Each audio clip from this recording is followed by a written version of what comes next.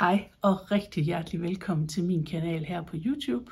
Det er en kanal, der handler om alt garnrelateret, og i dag er det strik, vi skal snakke om. Jeg hedder Maja, jeg bor i Viborg sammen med min mand Kenneth og vores 3 børn. Og til daglig arbejder jeg som underviser på VIA, hvor jeg underviser i jura på den uddannelse, der hedder Sundhedsadministrativ Koordinator. Men det er ikke det, vi skal snakke om i dag. Vi skal snakke om, hvad jeg har strikket, siden vi så hinanden sidst, den 1. oktober, tror jeg det var. Jeg starter med at vise, hvad jeg har inden for strømper, og bagefter så snakker vi om andet end strømper. Og jeg har 6 par færdige strømper den her gang, og så har jeg ingen igangværende strømper, men jeg har dog planer om 4 par, så det bliver der snart lavet om på. Men lad os starte med de igangværende, de færdige først, og vi tager de tykke strømper. Som jeg har sagt så mange gange, så er det virkelig min go-to, hvor jeg virkelig føler mig tryg og kreativ og glad, når jeg strikker et par tykke strømper. Og når jeg siger tykke strømper, så mener jeg strømper i DK weight. Jeg strikker dem i dobbelt strømpegarn, som oftest, så 2 tråde på en pind 3,5. Jeg slår 44 masker op, og så ellers bare derudad. Det er et lynhurtigt projekt, og man får virkelig brændt nogle rester af, og det er bare super tilfredsstillende. Man behøver overhovedet ikke lave dem med rester, man kan jo sagtens sætte 2 nye tråde sammen. Jeg kan bare rigtig godt lide at bruge mine rester på den måde. Der er varierende skønhedsgrad i forhold til, hvordan de her strømper de kommer til at se ud, og det vil I også komme til at se i dag. Der er bestemt nogle, jeg synes, der er blevet pænere end andre. Men de har alle sammen deres berettigelse her i verden, og de kan alle sammen holde fødderne varme. Og skønhed er jo på ingen måde det eneste parameter, man skal bedømme folk efter. Heller ikke strømper. Yes. Vi starter med dem her, som er sådan lidt over i den mørke blå skala. Og der kan man godt se, at jeg har brugt et selvstribende garn som den ene. Så det er et spæklet garn sammen med en selvstribende. Og de spæklede garner, for de flestes vedkommende, så er det små rester fra Dorit, fra Ladybug Yarn, fra hendes julekalender igennem tiden. Både fra min egne, og så fra min søster, som har haft lidt flere end mig, hvor jeg har overtaget hendes rester, efter hun har strikket af minierne. Så det er der, de kommer fra. Og den selvstribende, den tror jeg er fra Charlotte Hårslev. Jeg fik på et tidspunkt en hel kasse med fine strømpegarnsrester fra Charlotte. Og der mener jeg, at den her selvstribende var imellem. Og jeg sætter dem bare sammen, vejer hvor meget der er, tager halvdelen fra, så de bliver sådan nogenlunde ens. Men ens bliver det ikke alligevel, fordi at hvis der for eksempel er selvstribende garn med, så kan det jo være forskellige stribeforløb. Men så strikker jeg bare ind til den ene løber tør, og sætter den næste til. Det bliver pænest, synes jeg, hvis det er 2 garner, der begge er spækket, fordi så blender de virkelig ind i hinanden, og det kan I se på nogle af de andre, jeg er blevet færdig med. Men her har jeg altså valgt at bruge de selvstribende også, fordi den var inden for farveskalaen, og så få dem brugt. Så den er sådan lidt stribet for oven, og så hernede, der løber den selvstribende tør, og der er der kommet en til, som er sådan lidt nogle Afrika-farver. Det er en af mine egne rester, et garn fra Langyarns, Super Socks hedder det, og hvor det var sådan kontinenter, og det var nemlig Afrika. Så den bliver ligesom, og det er derfor, der kommer noget gult og noget orange, fordi det er sat sammen med det mørkeblå i det her garn. Og den sidste lille rest, det er en fra Hanne Blak, som jeg også har fået en kasse med strømpegarnsrester fra. Så der er virkelig rester fra mange forskellige dejlige mennesker i det her par strømper. Yes, det var par nummer 1. Nå jo, jeg fik et spørgsmål forleden om, fordi de er jo ikke til mig selv, alle de her mange strømper, jeg strikker. Så mange kan jeg slet ikke bruge. Nogle af dem ender selvfølgelig i min egen strømpekurv, men de fleste af dem bliver givet væk. Hvad størrelse det så, jeg strikker dem i, når jeg nu ikke ved, hvem de er til. For det meste ved jeg godt, hvem de er til, og der er så heldig, at de mennesker bruger samme størrelse som mig selv. Men hvis jeg nu skulle lave nogen, som måske skulle sælges eller et eller andet, så vil jeg stadigvæk gå efter en størrelse 40, fordi den er sådan rimelig, den kan du godt passe, hvis du bruger en 38. Og hvis du bruger en 41, kan du også godt komme ned i den. Så det er det, jeg går efter, for jeg synes, det sådan er rimelig meget i midten. Godt. Jamen, vi tager den måske fra den mindre pæne ende. Nej, det gør vi ikke. Vi tager dem her nu. Her er der brugt spæklede rester Og her kan man ikke altid se, hvor den nye farve kommer ind, fordi de her speckles, de ligesom fætter ind i hinanden, når man strikker 2 tråde sammen. Hernede kan man godt se, der kommer en, og man kan også godt se, den mørke stopper der. Men ellers så synes jeg nu egentlig, at fadet lykkes meget godt på dem her. Og det er også, der er nogle ladybug-rester i. Der var for eksempel noget fra The Outlander-kalenderen hernede, og også heroppe i toppen. Og så er der en rest fra Charlotte Hårslev, som jeg ikke ved, hvad er. Og der er også en fra Hanne Black hernede, skulle jeg mene. Så der er lidt af hvert. Og de kommer til at se sådan her ud. Nu kommer min egen favorit. Det er dem her. Jeg synes faktisk, det er et par efterårsstrømper. Jeg synes virkelig, at jeg lykkedes godt med at blende farverne her. Der er mange forskellige små rester. Jeg tror, der er 8 farver i den her, og det synes jeg virkelig ikke, man kan se. Og der er faktisk, den som binder det hele sammen, det er faktisk sådan et konventionelt strømpegarn. Det kunne være sådan noget, det stod der ikke på resten, det var en rest, som jeg har fået, så jeg ved ikke, hvor den er frem. Men det kunne være sådan noget opal eller sådan noget, men den er bare i de her neutrale beige toner, så den passer virkelig flot sammen med de mere rosa, som jeg har sat til. Jeg synes virkelig, de er blevet gode, så jeg tror, de bliver hjemme hos mig, dem her. Og det passer meget til de farver, jeg godt kan lide. Så. Yes. Det sidste par er de tykke, af de her gule. Og det er måske dem, hvor jeg synes, at det ikke er lykkedes helt så godt, som man kunne håbe. Men det er fordi, her er simpelthen ikke ret meget speckle sat sammen. Her er det nogle ensfarvede rester sat sammen med noget selvstribe, men det er faktisk noget Lonely Sock Lady, men sådan var meget gul. Så kommer der lidt specklet her, hvor man kan se, der kommer sådan nogle grønne lister, og der kommer noget herude. Og så bliver den jo også ligesom lilla til sidst, i stedet for gul. Og det kommer så af, at det var en rest af noget strømpegarn. Enten fra, var det måske fra min kollega Dorte? Det er i hvert fald en rest, jeg har fået, hvor det var gult udenpå, men så blev den faktisk kun lilla til sidst. Jeg troede, den gule ville komme igen, men det gør den ikke rigtigt. Så resten af nøglet er lyselilla. Så de kommer altså til at se sådan her ud. Men igen, de kan holde fødderne varme, og deres funktion er der ikke nogen, der kan kimse af. Så sagde jeg, at jeg havde 6 par færdige strømper. Det passer ikke, der er 7. Og de næste her, de er altså på nogle lidt for små sokkeblokker, så de ser sådan lidt slasket ud. Og det er bare fordi, jeg ikke lige gider at sidde og skifte dem over på de store sokkeblokker, dem der rent faktisk passer til størrelse 40. Yes. Det første par, det er rester fra Hanne Black, begge dele. Og det er sådan lidt tykkere strømpegarn. Hun har givet mig mange rester af sådan noget lidt tykkere. Blandt andet det her, der hedder Maya fra Retrosaria. Den brune, det er sådan en, hvad hedder det der? Ja, det der fiberværk. Det hedder ikke. Jeg vil have, det skal hedde noget med kartel. Det skriver jeg lige her nedenunder. Men sådan en fiber, en plantefiber skulle jeg mene det er. Som er blandet i det her, men det har præcis samme løbelængde som det andet, det mønstrede. Så derfor så satte jeg det sammen og lavede et par stribede strømper med 4 pinde af hver. Og jeg løb så lige præcis tør for den brune her på nummer 2, så den fik altså lige den yderste lille snut på tåen, som blev i stribefarven. Ja.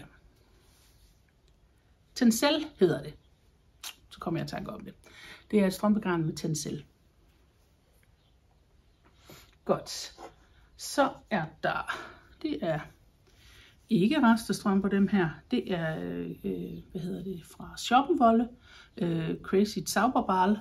Dem har jeg jo nogle stykker af, de her nøgler med de her meget lange farveforløb, som ikke kommer til at gå igen på nøglet, så man kan ikke få 2 ens strømper, fordi der er ikke, farveforløbet kommer ikke til at gentage sig. Så det er bare at fortsætte, hvor man slap, når man er blevet færdig med nummer 1.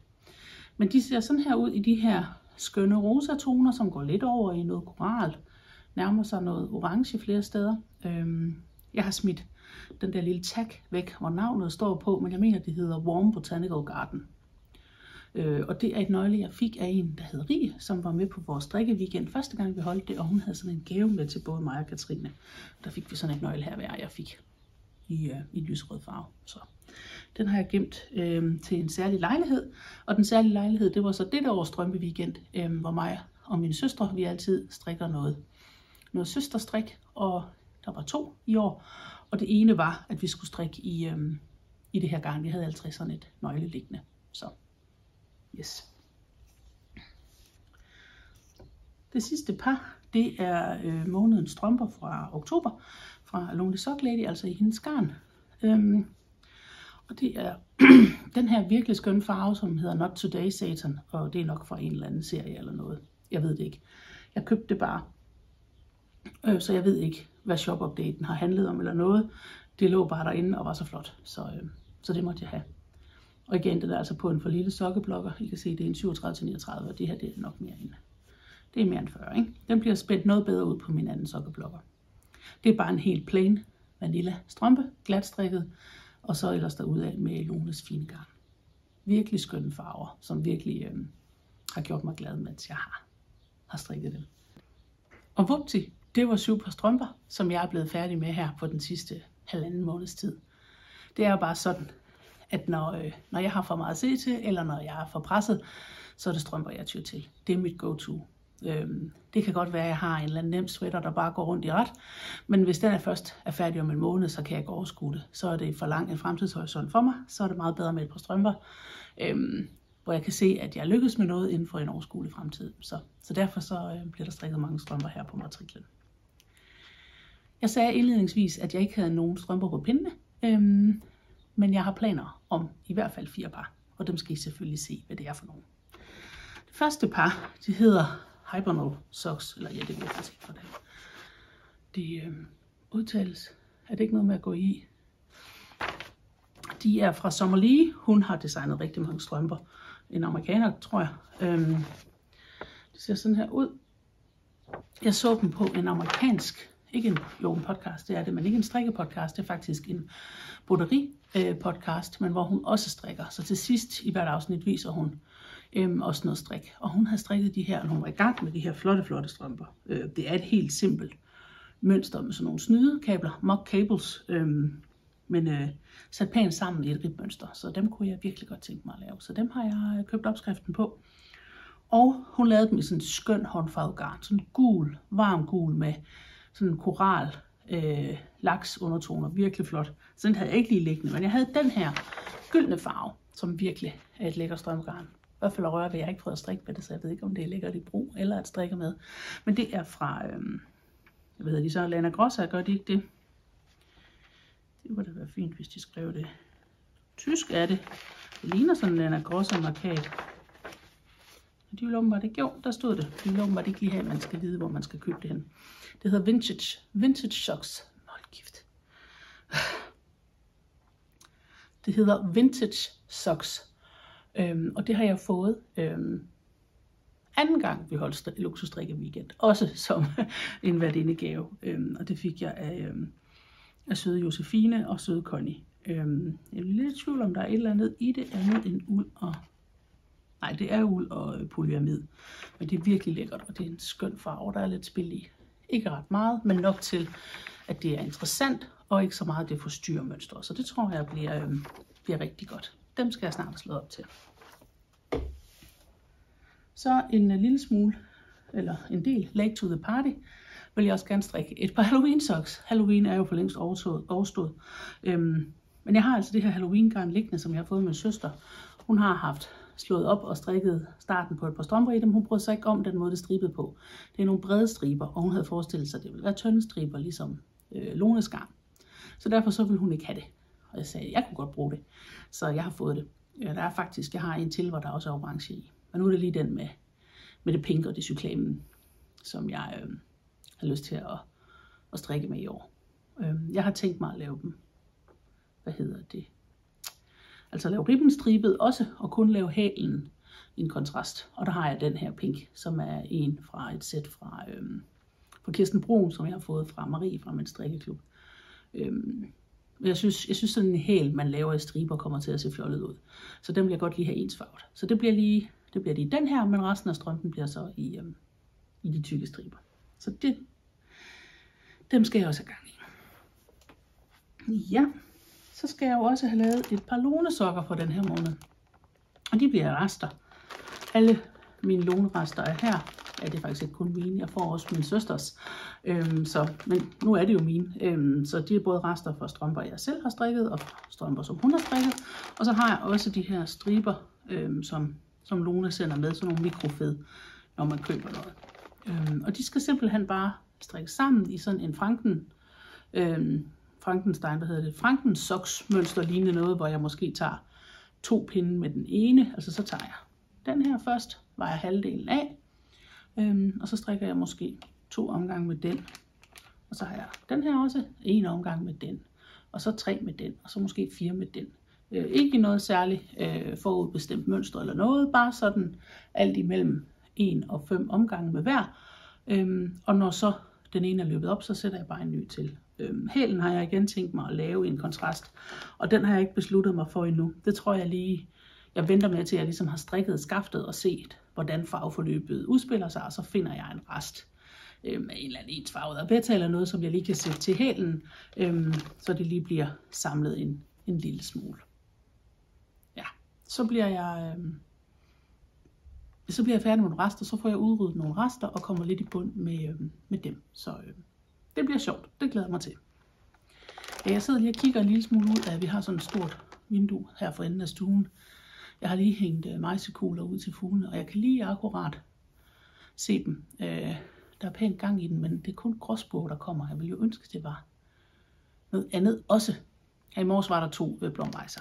Det hjalp lidt på det, men det kunne være sjovt, hvis der kom noget andet end gråspurve. De er så velkomne, gråspurvene, men du ved, vi kunne jo godt gå derind for diversitet og mangfoldighed. Så, yes.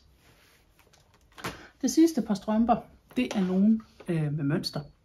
Og de hedder First Snowfall Socks. Ser sådan her ud. Meget, meget flot. De er designet af hende, der hedder Running Yarn. Hende har jeg strikket strømper af før. Hun er, ja nu siger jeg tysker, men hun er vist fra et eller andet land og bor i Tyskland. Men ja, opskriften kan man få på, ja, nej hun er schweizer. Bern står der. Hun er fra Schweiz. Men hun skriver i hvert fald opslag på tysk, men det gør man. Men der er også mange i Schweiz, der snakker tysk. Opskriften er på engelsk også. Og dem har jeg gerne vil lave i lang tid. De er i 3 farver her. Der tror jeg måske nok, jeg bare laver hæl og rib og tå i den mørke. Det må vi lige se til. I hvert fald så bliver mønstret formentlig i de her 2 farver. Og det er jo det her lækre Lamana, eller strømpegarn fra Lamana, som hedder Merida. Det som jeg har fået, så det er reklame nu her. Det garn har jeg jo fået fra Jette, som har Cozy Mind. En butik, hvor hun både sælger brugskunst og garn i nærheden af Silkeborg. Og det er fordi, vi har indgået et samarbejde. Så det er også noget, I kan få rabat på, hvis I køber hos Jette. Og det er ikke kun det her, det er alt. Hun giver altså 15% rabat, hvis I bruger koden JAFFELAF15. Det her det er et strømpegarn til den dyre side, men der er også silke i. Hun har også andre garner, og det som især er fedt, det er, at hun har Rauma. Hun har både Rauma Finul og Rauma Vams. Så hvis I skal bruge Rauma, så kan I altså købe det med rabat hos Jette. Cozy Mind. Men jeg har de her 2 farver tilbage af det garn, som jeg fik fra hende, og jeg synes egentlig, de kunne blive ret flotte sammen til sådan et par strømper. Så det er helt klart min plan at gå i gang med dem, når lysten til flerfarvestrik lige melder sig. Ja, simpelthen så flot. Og det er virkelig lækkert at røre ved. Og det er ikke sådan, selvom der er silke i, så er det ikke sådan noget med, at det ikke holder facon. Jeg synes faktisk, det er ret stødigt at strikke med. Jeg har nemlig strikket andet i det. Så må vi prøve at se. Nu. Jeg har nemlig lavet en lille børnebluse, som når jeg holder den sådan her, ser helt fin og normal ud. Men der kommer til at afsløre sig noget, som jeg måske ikke er helt tilfreds med, men som er sådan, det bliver nødt til at blive. Det er en Monday sweater fra Petit Knit, som jeg har valgt at strikke i striber. Og jeg har taget, altså garnet af det her, jeg lige har vist, mere i dag fra Lamana, så altså et strømpegarn med silke. Og jeg, dum som jeg var, fandt 4 farver, jeg synes passede flot sammen. Det gør de også, og tænkte, så bliver der en lækker børnebluse. Jeg har strikket i størrelse 2 til 3 år. Den bliver til kusine Marie, som er blevet 2, så det kommer til at passe fint i den størrelse, men jeg skulle have haft et 5. nøgle med. Og det opdager jeg jo først, da jeg er nede halvvejs på ærme nummer 1 og løber tør for den ene farve. Og der synes jeg, det er lidt meget at skulle travle det hele op for at starte forfra med 5 farver. Så det gør jeg altså ikke. Så jeg vælger den nemme løsning, som ikke er så køn, men jeg tager den 5. farve, og så putter jeg den ind der, hvor jeg er løbet tør. Så første ærme, jeg har strikket Jeg løb altså tør for den gyldne først, og det gjorde jeg, fordi jeg ligesom har lavet halskanten her. Den er jo dobbelt. Ja, så derfor løb jeg tør for den gyldne først. Der skulle have været en gylden mere dernede, og den blev altså mørkegrå. Det var så måske, hvad det var. Men det var ikke den eneste. Nu var jeg jo løbet tør. Jeg havde jo ikke noget som helst gylden tilbage til ærme nummer 2. Og den grå var altså også sidste udkald med. Fordi den har jeg strikket rigt med forneden. Så da jeg nåede til ærme nummer 2, så kunne jeg lave en lyserød stribe og en blå stribe. Så kom der en grå og en gylden. Dem har jeg så lavet koksgrå. Så kunne jeg lave en lyserød og en blå igen. Og så var jeg også tør for de to. Og så blev resten af ærmet altså koksgråt. Så derfor så ser den sådan her ud. Jeg ved ikke rigtigt, om det sådan er for alvor smart. Men det er som det er.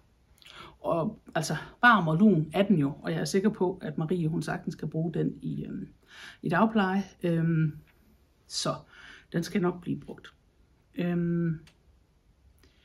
Der er jo vendestrik i nakken på den her. Og det spekulerede jeg lige kort over, hvordan i forhold til striberne. Men jeg valgte bare at lave det hele i den lyserøde, så den ser altså sådan her ud fra nakken af, fordi jeg har lavet vendestrik. Foran til kan man jo så se, at det ender med, at der lige præcis er 4 pinde.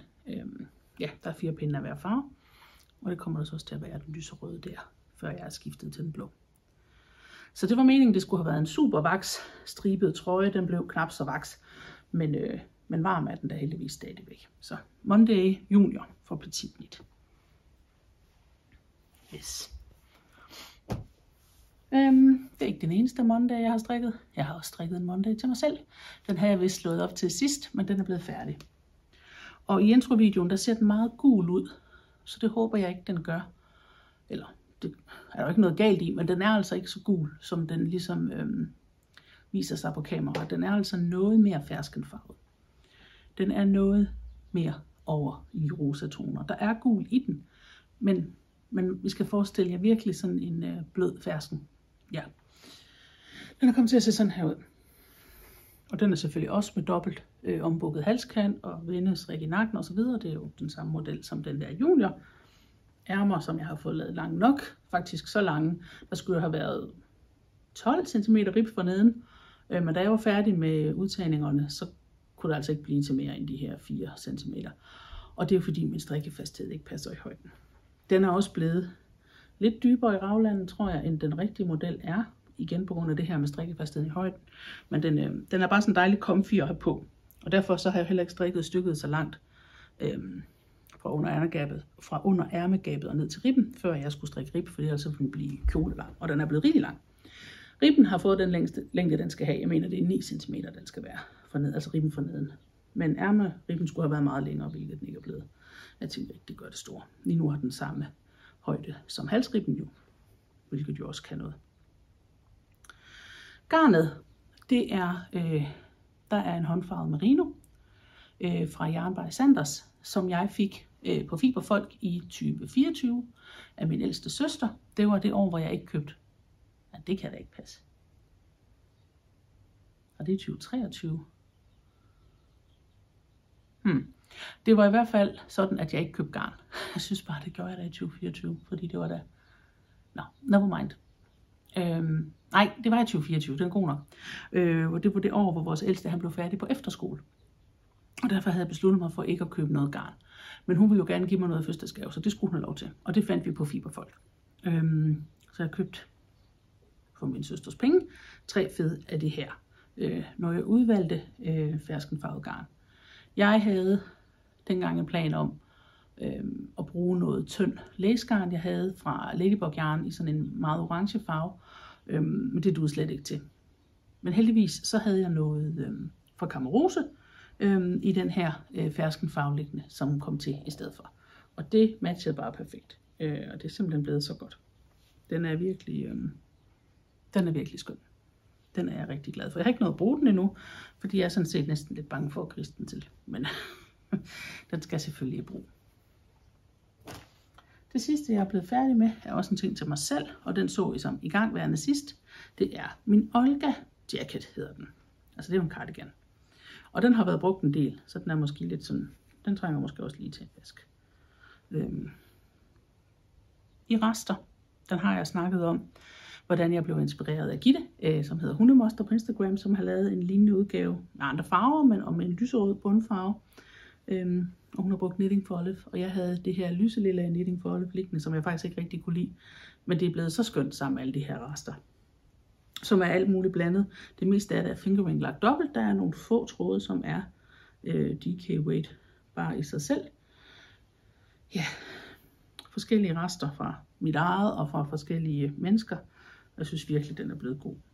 Der er en af farverne, jeg løb tør for. Det er den der brune en.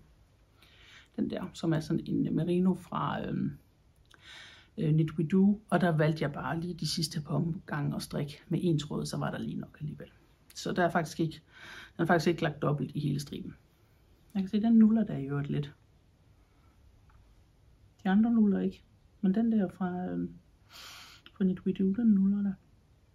Men ellers er det alpaca 2 fra Isager, og noget strømpegarn, og det er alpaca silke fra Sandnes, og det er noget merino fra Hjertegarn, og ja, alverdens gode sager. Men den er altså virkelig blevet skøn. Og der har jeg bare fulgt opskriften, bortset fra at jeg ikke har lavet italiensk aflukning. Jeg har valgt at aflukke med alle her i ribben. Har jeg lavet alle maskerne ret, så får det den her sådan lidt rulleagtige kant. Det synes jeg er ret pænt måde at afslutte på. Så det er også det, jeg har gjort i halsribben. Så det er sådan, den er blevet. Og den har jeg altså brugt virkelig meget. Den er bare virkelig det, jeg lykkedes med farverne. Det er et resteprojekt. Altså, den lille var selvfølgelig ikke en rest, men det var noget, jeg ikke vidste, hvad jeg skulle bruge til. Som jeg havde købt, som jeg havde fortrudt, fordi den farve var bare i virkeligheden slet ikke mig. Så det føles som rester. Det er i hvert fald et læreprojekt. Så den er jeg virkelig glad for. Så glad, at jeg gerne vil have en mere med rester, men så ikke med en fast bundfarve, men hvor alle striberne har forskellige farver. Og der er lidt i tvivl, om det skal være endnu en jacket, eller om det skal være en sweater. Jeg har jo opskriften på begge, jeg har lavet sweateren før. Det er lidt i tvivl om. Den her den var så sjov at strikke, at det faktisk ikke generede mig ret meget med vrangmaskerne. Så det kan godt være, at jeg laver sådan en mere. På den anden side, så er det jo heller ikke, altså der er ikke noget galt med en sweater heller, så jeg ved ikke lige, hvad jeg helst vil. Jeg havde også overvejet at lave den ud fra den opskrift på den sweater, der hedder Stripe Hype, som jeg jo også har lavet, fordi det er samme strikkefasthed. Og den er også ret lækker, og også med striber, og så kunne man bare lave tyndere striber. Så det er lige lidt i tænkeboks over, men det bliver i hvert fald nok mit næste store resteprojekt. Yes. Det var, hvad jeg havde, som jeg er blevet færdig med, og nu vil jeg vise jer de få ting, som jeg aktuelt strikker på. Jeg har kun 2 ting på pengene, og det hænger lidt sammen med, at jeg har haft travlt, og forsøger at reducere antallet af strikkeprojekter, så jeg ikke stresser mig selv unødigt, og 2, at jeg også har broderet en del, fordi jeg har haft noget bøvl, har det sådan set stadig, med mine skuldre her, og jeg troede måske, at det kunne være strikkerelateret, så jeg prøvede at holde en pause i en uges tid, hvor jeg ikke strikkede. Det har ikke noget med strik at gøre, men så var det da i hvert fald prøvet af. Det første, jeg strikker på, det er fra den her bog. En oldie but goodie ekostrik af Lene Holme Samsø, hvor der faktisk er virkelig mange fine opskrifter i. Jeg har gang i den, der hedder Ella, og der er både en cardigan og en bluse, men det kan man ikke se. Vi får det der billede. Ja, hvor man kan se blusen. Det er den klassiske Bella, som hun har lavet til børn. Altså med de her blade, og jeg elsker jo et godt bladmønster. Men jeg har aldrig, jeg har lavet en dahlia, men jeg har aldrig lavet en af dem her til mig selv. Så det er jeg gået i gang med. Og det er faktisk en, jeg har haft planer om at lave siden sidste år. Også siden sidste års strikkeweekend. Fordi at der var min søster i gang, min ældste søster, hun var ved at lave sådan en, eller måske endda 2, som hun strikkede til nogle kollegaer. Hun havde den med der på strikkeweekenden, og den var virkelig flot. Og sidste år havde vi besøg af Karen Klarbæk på vores strikkeweekend, hvor hun kom og fortalte en hel masse om bæredygtighed og hvordan hun arbejder med det. Og hun havde noget garn med til en billig penge, fordi det var nogle forkerte farver, hun havde fået hjem. De var ikke helt rigtige i indfarvningen. Og der købte jeg altså nogle nøgler af den her søgrønne, som jo er tæt på min yndlingsgrønne. Den er sådan lidt grågrøn, jeg synes, den er helt fantastisk. Og den så jeg for mig skulle laves til en Ella, ligesom min søster var i gang med. Så jeg har fået slået op, lavet vendestrik, og er næsten færdig med første blad. Og det er sådan et godt uldet garn, det er hendes økologiske uld. Nu har jeg lige smidt banderolen væk, eller ud rent faktisk, den er ikke smidt væk, jeg har smidt den ud. Så jeg kan ikke huske præcis, hvad det hedder. Men det er Karen Klarbæks tynde økologisk uld, som jeg så lægger dobbelt. Den er oprindeligt strikket i alpaka-uld fra Sandnes, men jeg har så valgt det her i stedet for. Så den bliver faktisk ret fin. Jeg elsker at strikke hulmønsterstrik, særligt sådan noget nemt nu her, hvor man nemt kan se, hvor man er. Og med de her blade, der kommer du ikke til at strikke forkert, for du kan se, om det er rigtigt eller forkert. Det du gør, hvis ikke det kommer til at lægge rigtigt, så bliver det ikke et blad. Så det er et ret skønt strik. Så det er den ene ting, jeg har på pindene. Og den anden ting er et par vanter. Nogle af de søde mennesker, som jeg strikker strømper til. Lige sidst, hvor de var forbi og få nogle strømper, der snakkede vi lige kort om strikkede vanter. Og jeg tænkte, jeg ville overraske dem med sådan et par. Det var ikke en snak som om, at Maja, gider du godt at gøre det for os. Det var slet ikke det. Men det har jeg selv valgt at omkonvertere det til, fordi det er også ret hyggeligt at strikke vanter. Og det er også et overskueligt projekt. Så jeg besluttede mig for at strikke nogle vanter til dem af de rester, jeg havde liggende. Og jeg gik på Ravelry, og jeg fandt faktisk en meget fin gratisopskrift. Den er virkelig fin. Fuldstændig med til nogle af dem, der koster mange penge. Men den her koster altså ikke noget. Den hedder Kryddervotter. Jeg mener, hun hedder Lille Rille Design. Det er en norsk opskrift. De er simpelthen så fine. Så den hentede jeg ned, og så valgte jeg 2 farver Rauma-garn. Jeg har sådan en pose med Rauma-rester. Noget af det er meget gammelt, som jeg købte brugt på Instagram for, det ved jeg ikke, om det er 10 år siden eller sådan noget. Og andet er fra projekter. Den her er fra et projekt fra min Siri cardigan, som blev til overs der. Og den her, den er fra Marie fra min strikkeklub. Jeg skulle have brugt den til sådan en overvintringssweater i børnestørrelse, jeg lavede. Men den gik fuldstændig ud i bundfarven som sådan en lysgrå. Så derfor er der næsten et helt nøgle her. Og de her 2 farver, de er også meget tæt på hinanden, fordi man godt kan se på selve vanten. Men jeg synes, de er langt nok fra hinanden til, at det giver mening at fortsætte. Så indtil videre ser det sådan der ud.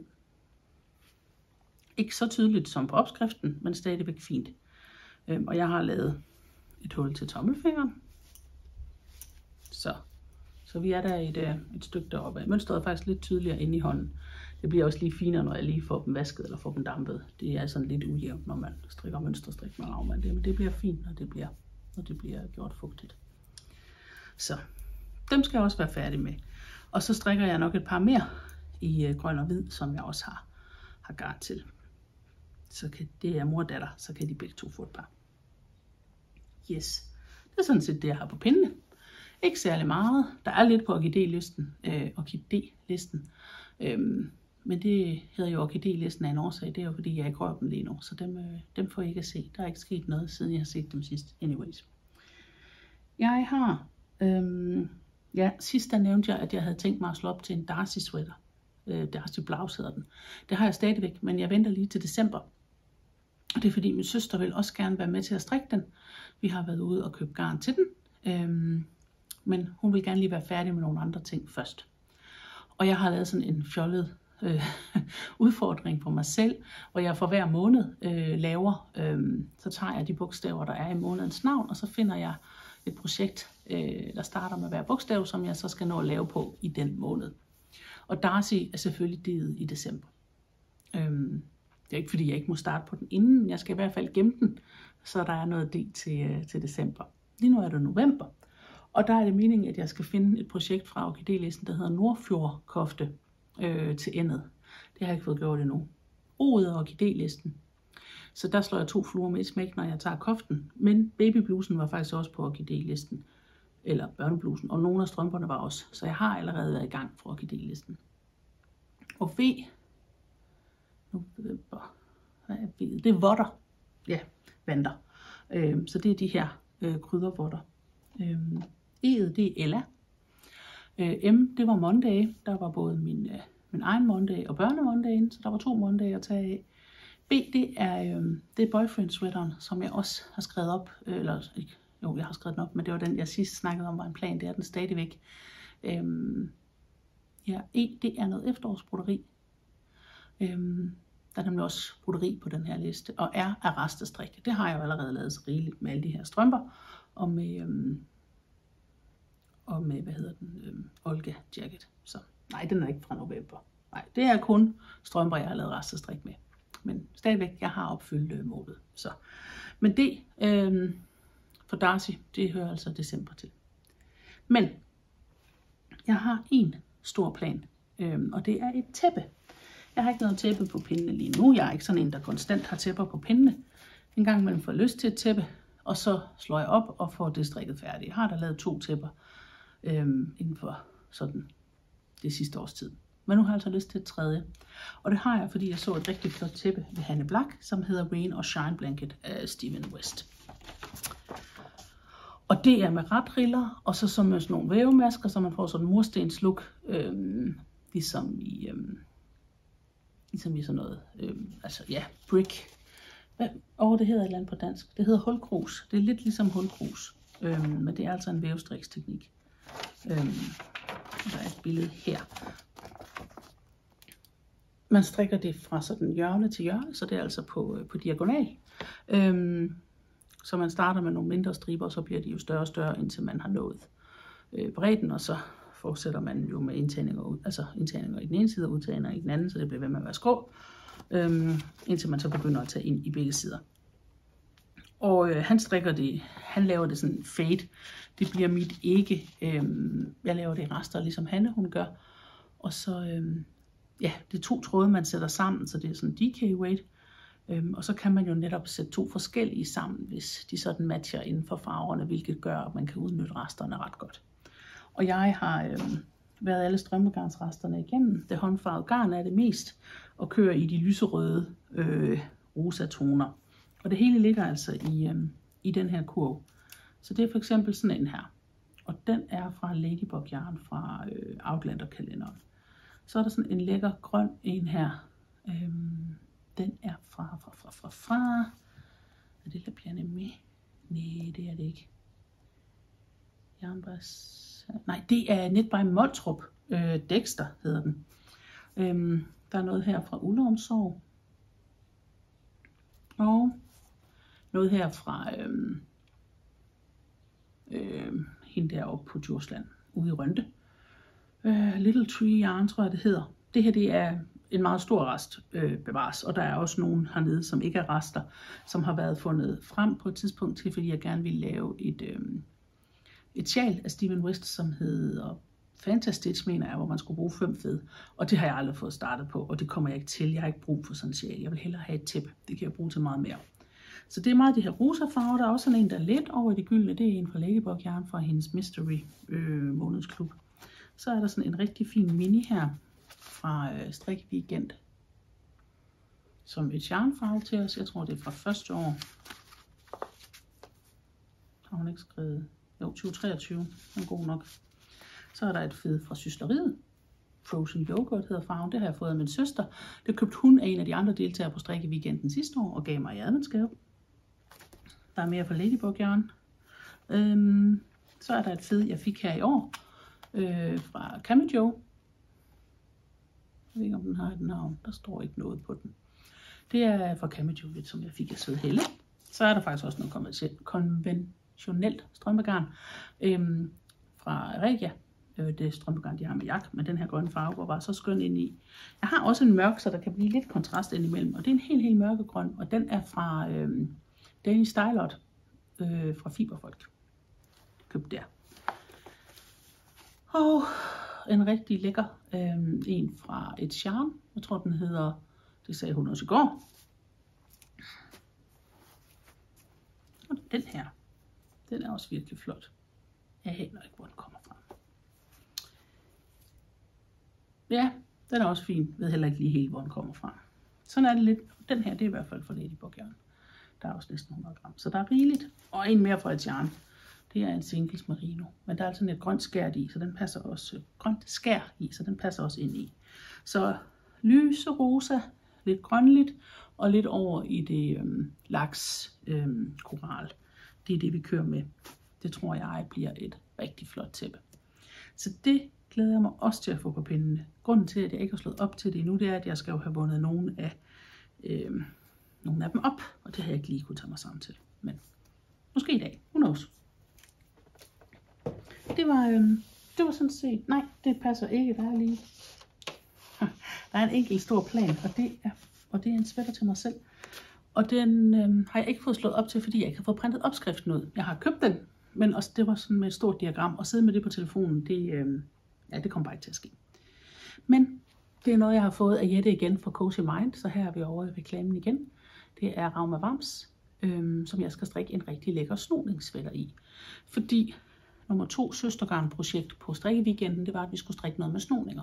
Og sidst viste jeg, at jeg havde slået op til Belle Anne Sebastian af Sej Nordlund, og den skal jeg stadig have lavet en dag, men det blev simpelthen for småt i det garn, jeg havde valgt, fordi strikkefastheden ikke passede, og selvom jeg havde kompenseret ved at strikke en større størrelse, så blev det bare noget juks. Det blev for småt. Jeg skulle ikke have den, så den er travlet op, den er død. Men jeg vil strikke den, der hedder Serena. Noget af den stil af en, der hedder Cookie the Knitter. Jeg tror faktisk, Anne Brygger har strikket den til sin svigerdatter. En rigtig lækker klassisk arnsweater, som jeg rigtig gerne vil have i hvid. Hvid er for mig den optimale farve til snoninger. Synligt, lækkert og meget klassisk i forhold til sådan en irsk arnsweater. Hun er godt nok koreaner, hende der har designet den, men det skal ikke fratage den. Dens kvaliteter, den er så flot. Så den skal jeg lave i Rauma Wams. Og det kan I jo også gøre, fordi I kan få 15% på garnet, hvis I bruger koden JAFLAF15 inde hos Jette Cozy Mind. Yes, så tror jeg ikke, jeg har mere at sige. Tusind tak, fordi I gad at lytte med. Jeg har det sådan lidt for tiden, at ordene sådan forsvinder lidt for mig en gang imellem, fordi at der er lidt for meget at se til. Men sådan er det. Det er vi i gang med at finde en løsning på. Så tak fordi I gad at sidde med, og så håber jeg, at vi snart ses igen. Hej.